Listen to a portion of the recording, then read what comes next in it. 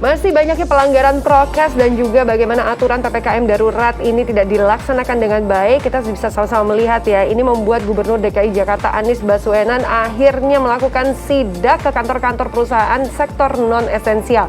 Dan memang hasilnya, sang gubernur emosi saat mendapati masih banyak kantor yang tidak menerapkan sistem work from home sesuai dengan aturan PPKM darurat. Nah, bahkan Anies Baswedan menemukan seorang ibu hamil yang tetap harus bekerja di tengah situasi yang serba tidak menentu ini. Kita simak kemarahan dari sang gubernur. Bapak tahu Kenapa dilanggar? Semua buntung Pak, nggak ada yang untung Pak. Tiap hari kita nguburin orang Pak. Bapak ambil tanggung jawab.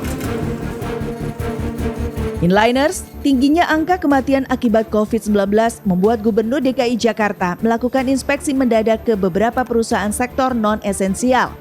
Hasilnya, Anies mendapati sejumlah kantor yang tidak menerapkan pola kerja work from home 100%. Anies pun semakin geram ketika mengetahui ada karyawan perusahaan yang tengah dalam kondisi hamil. Apalagi ibu hamil masuk. Ibu hamil kalau kena COVID mau melahirkan paling susah. Pagi ini saya terima satu ibu hamil meninggal. Kenapa? Melahirkan COVID. Ia pun meminta kantor ditutup sementara dan para karyawan dihimbau untuk langsung pulang. Ini bukan soal untung rugi, ini soal nyawa.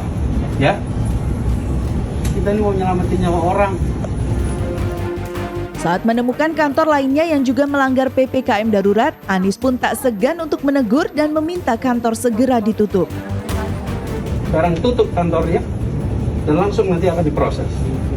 Dan katakan pada semua, pulang. Sementara itu, penanggung jawab di kedua kantor turut diamankan oleh polisi.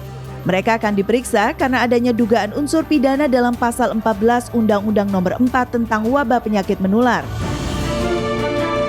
Sementara itu, salah satu perusahaan yang disidak Anies menyatakan jika mereka bergerak di bidang industri asuransi jiwa, sehingga termasuk dalam sektor yang esensial.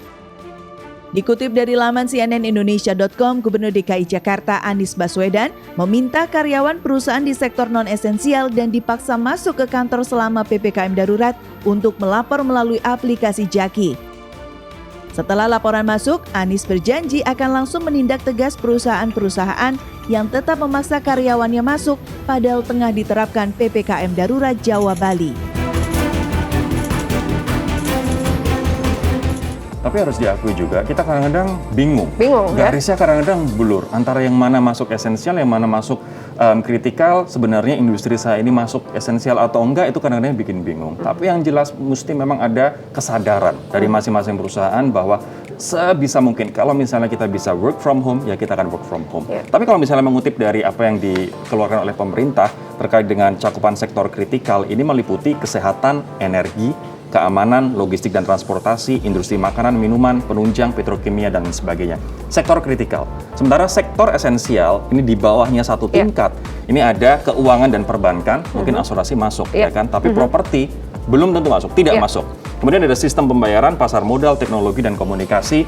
Ada juga perhotelan dan industri orientasi ekspor. Perhotelan non-penanganan karantina. Nah, sementara yang di luar itu, yakni bukan sektor esensial maupun sektor kritikal, ini yang seharusnya work from home total. Total 100% ya. Jadi sebenarnya kita melihat lagi bagaimana prioritas juga ya untuk tidak hanya mementingkan kebutuhan pribadi saja, tapi juga melihat bagaimana kondisi yang saat ini terjadi di lapangan.